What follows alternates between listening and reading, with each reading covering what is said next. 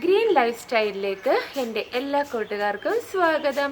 അപ്പോൾ ഫ്രണ്ട്സ്, ഇന്ന് നമ്മൾ വീഡിയോയിൽ ചെയ്യാൻ പോണത് ഒരു 4 മണി പലഹാരമാണ് കേട്ടോ. നമുക്ക് വളരെ സിമ്പിളായിട്ട് നമ്മുടെ വീട്ടിൽ ചെയ്തെടുക്കാൻ പറ്റുന്ന ഒരു സിമ്പിൾ പലഹാരമാണ്. എല്ലാവർക്കും ഒരുപാട് ഇഷ്ടമുള്ളൊരു പലഹാരമാണ് കേട്ടോ. അപ്പോൾ നമ്മൾ എന്ത് പലഹാരം ഉണ്ടാക്കണമെന്ന് പറഞ്ഞില്ലല്ലോ. നമ്മളപ്പോൾ ഇന്ന് ഉണ്ടാക്കാൻ പോണ പലഹാരമാണ് ഓണിയൻ പക്കവട കേട്ടോ.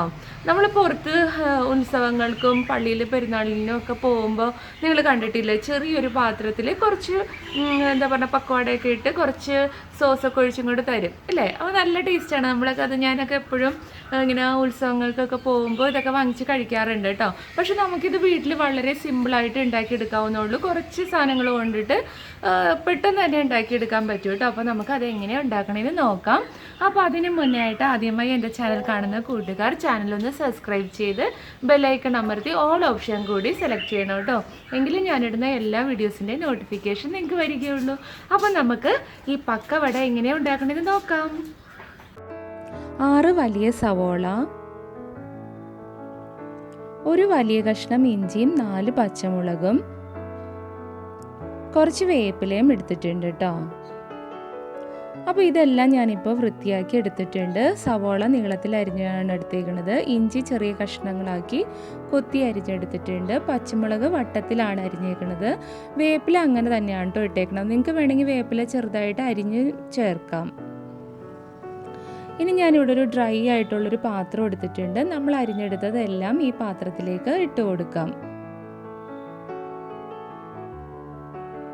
ഇനി ഞാനൊരു വലിയ കപ്പ് കടലപ്പൊടി ഇതിലേക്ക് ഇടുന്നുണ്ട്.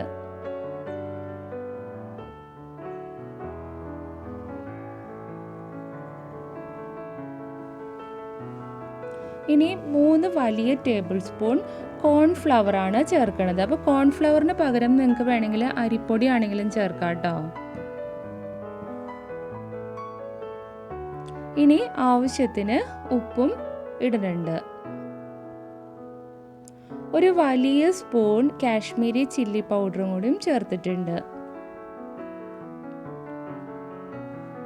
ഒരു 1/4 സ്പൂൺ പെരിഞ്ജീരകം,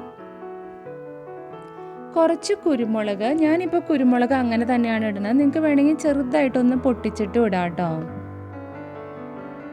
ഇനി ഇതിലേക്ക് കുറച്ച് കൈവെള്ളം ചേർക്കുന്നുണ്ട്. അപ്പോൾ കൈവെള്ളം ചേർത്തില്ലെങ്കിലും കുഴപ്പമില്ല. അധികം വെള്ളം ഇതിൽ ഒഴിക്കാനേ പാടില്ല. കൈവെള്ളം പോലും നമുക്ക് ആവശ്യമില്ല. ഞാൻ കുറച്ച് ചേർത്തന്നേ ഉള്ളൂ. ഇനി നമുക്ക് നന്നായിട്ട് ഇതൊന്ന് കുഴച്ചെടുക്കാം. കൈകൊണ്ട് നന്നായിട്ട് കുഴക്കണം കേട്ടോ. കണ്ടോ, ഇതുപോലെ നന്നായിട്ട് ഇങ്ങനെ അമർത്തി നന്നായിട്ട് ഇത് മിക്സ് ചെയ്തെടുക്കണം. നമ്മളിട്ട എല്ലാ കൂട്ടും ഇതിലേക്ക് നന്നായിട്ട് മിക്സ് ആവാനാണ് ഇങ്ങനെ ചെയ്യണത്. ഇനി നമുക്കൊരു വലിയ ടേബിൾ സ്പൂൺ ഓയിൽ ഇതിലൊഴിച്ചു കൊടുക്കാം. ഇനി നമുക്ക് നേരത്തെ നമ്മൾ ആഡ് ചെയ്ത പോലെ തന്നെ ഒരു കപ്പ് കടലപ്പൊടി വീണ്ടും ഇതിലോട്ട് ആഡ് ചെയ്ത് കൊടുക്കാം. അപ്പോൾ ആദ്യം നമ്മളത് അങ്ങനെ ചെയ്യാത്തത്, കുറച്ച് പൊടിയിട്ട് മിക്സ് ചെയ്താലാണ് ഇത് കറക്റ്റ് മിക്സായി വരുള്ളൂ. അതുകൊണ്ടാണ് അങ്ങനെ ചെയ്തത്. ഇനി ഞാനൊരു 1/4 സ്പൂണിൻ്റെ പകുതി ബേക്കിംഗ് സോഡ കൂടി ഇട്ടിട്ടുണ്ട്. ഒരു സ്പൂൺ നമ്മുടെ സാദാ മുളക് പൊടി ചേർക്കുന്നുണ്ട്. അപ്പോൾ അതെല്ലാം നിങ്ങളുടെ എരിവിന് ആവശ്യത്തിന് ചേർക്കാം കേട്ടോ. ഇനി നമുക്ക് വീണ്ടും ഇത് നന്നായിട്ടൊന്ന് കുഴച്ചെടുക്കാം. നന്നായിട്ട് ഇങ്ങനെ പ്രസ് ചെയ്ത് ഇങ്ങനെ കുഴച്ചെടുക്കണം കേട്ടോ. അപ്പോൾ പൊടി ഒരിക്കലും നമ്മൾ ഒരുമിച്ച് അങ്ങ് ഇടരുത്. 1-2 പ്രാവശ്യമായിട്ട് നിങ്ങൾ പൊടി ഇടാൻ പാടുള്ളൂ. നന്നായിട്ട് ഇതൊന്ന് കുഴച്ചെടുക്കാം. ഇനി നമുക്കിതിലേക്ക് ചെറുതായിട്ട് അരിഞ്ഞു വെച്ചേക്കണ പച്ചമല്ലിയും കൂടിയും ഇട്ട് കൊടുക്കാം. ഇനി നമുക്ക് കായപ്പൊടി കൂടി കുറച്ചിതിൽ ഇട്ട് കൊടുക്കാം.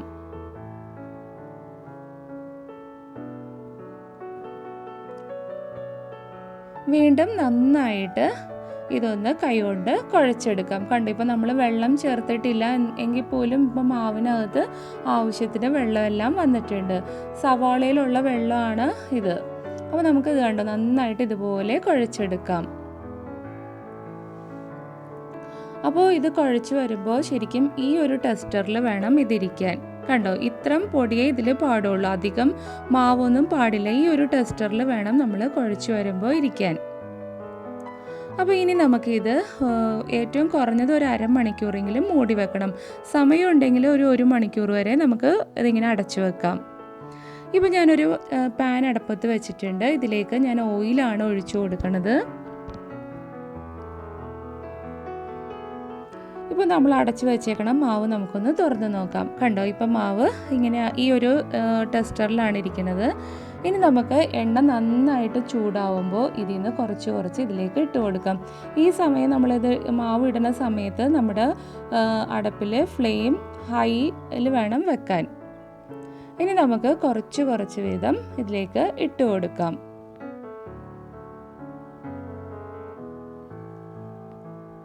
തീ എപ്പോഴും കൂട്ടി വെച്ചിട്ട് വേണം നമ്മൾ മാവ് ഇടാൻ, അല്ലെങ്കിൽ നമ്മളിപ്പോൾ ഇട്ട് കൊടുക്കണം ഇതിലേക്ക് എണ്ണ ഭയങ്കരമായിട്ട് വലിക്കും. അപ്പോൾ അതുകൊണ്ട് നമുക്ക് ഇത് ഇട്ട് കഴിഞ്ഞതിന് ശേഷം നമുക്ക് തീ സിമ്മിലാക്കാം, മീഡിയം ഫ്ലെയിമിൽ വെക്കാം. പിന്നെ ഇത് മീഡിയം ഫ്ലെയിമിൽ വെച്ചിട്ട് വേണം വറന്ന് വരാൻ. നമുക്ക് തിരിച്ചും മറിച്ചും ഒക്കെ ഇട്ടൊന്ന് ഇത്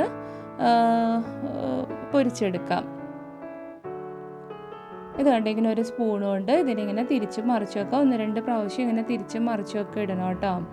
അപ്പോഴാണ് ഇത് നന്നായിട്ട് ഫ്രൈ ആയിട്ട് വരണത്. ഈ സമയമെല്ലാം നമ്മൾ നമ്മുടെ ഫ്ലെയിം ലോ ഫ്ലെയിമിൽ വെച്ചിട്ട് വേണം ചെയ്യാൻ, അല്ലെങ്കിൽ പെട്ടെന്ന് തന്നെ ഇത് കരിഞ്ഞു പോകും.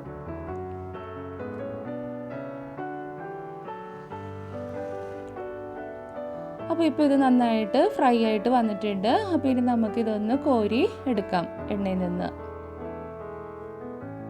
അപ്പോൾ ഇതുപോലെ ഒരു അരിപ്പ ഉണ്ടെങ്കിൽ നമുക്ക് സുഖമാണ് കേട്ടോ. ഇതെല്ലാം കോരി എടുത്ത് ഇതിൽ നിന്ന് എണ്ണ പോകാൻ എളുപ്പമുണ്ട്. ഒന്ന് കൊട്ടി ഇത് കണ്ട് ഇങ്ങനെ ഒന്ന് ചെയ്ത് കഴിഞ്ഞാൽ ഇതിൽ നിന്ന് എണ്ണയെല്ലാം പോകും. അപ്പോൾ ഞാനൊരു പാത്രത്തിൽ ടിഷ്യൂ പേപ്പർ ഇട്ട് വെച്ചിട്ടുണ്ട്. അതിലേക്കാണ് ഞാനിപ്പോൾ ഇത് എടുത്ത് വെച്ചത്. ഇനി ബാക്കിയുള്ള മാവും കൂടി നമുക്കിങ്ങനെ ഒന്ന് ഫ്രൈ ചെയ്തെടുക്കാം. അപ്പോൾ ഫ്രൈ ചെയ്യുമ്പോൾ എപ്പോഴും ഒരു കാര്യം ഓർക്കുക, നമ്മൾ മാവിടുന്ന സമയത്ത് നമ്മുടെ അടുപ്പിൽ തീ എപ്പോഴും ഹൈ ഫ്ലെയിമിൽ വെച്ചേക്കണം.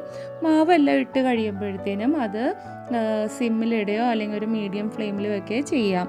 എന്നിട്ട് നമ്മളിതിട്ട് അങ്ങോട്ടും ഇങ്ങോട്ടൊക്കെ ഒന്ന് തിരിച്ചും മറിച്ചൊക്കെ 1-2 പ്രാവശ്യം ഇതൊന്ന് ഫ്രൈ ചെയ്തെടുക്കാം.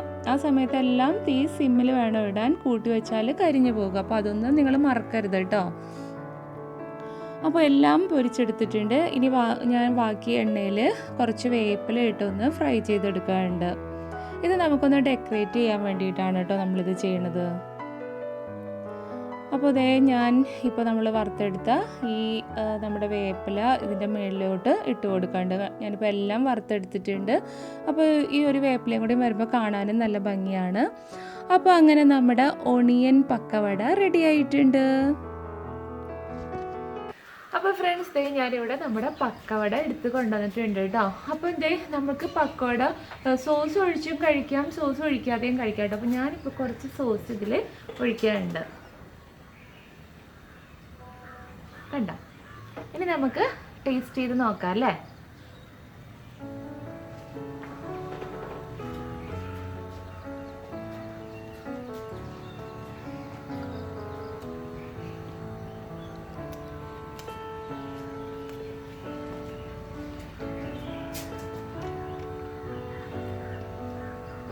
നല്ല ടേസ്റ്റ് ആയിട്ടുണ്ട് കേട്ടോ. ശരിക്കും നമ്മൾ ഉത്സവങ്ങൾക്കൊക്കെ പോകുമ്പോൾ നമ്മൾ അവിടെ കച്ചവടക്കാരൊക്കെ ഉണ്ടാവില്ലേ, അവരുടെ അടുത്ത് നിന്നൊക്കെ വാങ്ങിച്ച് കഴിക്കണം. അതുപോലെ തന്നെ നല്ല ടേസ്റ്റ് ഉണ്ട് കേട്ടോ.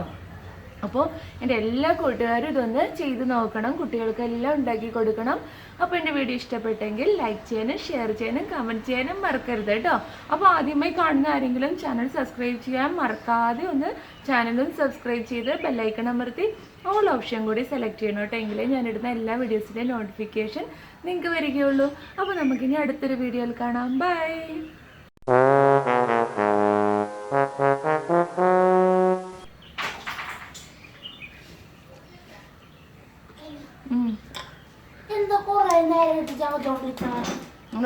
വായലിൽ ഇത് തീരാതെ പറയാൻ പറ്റുമോ?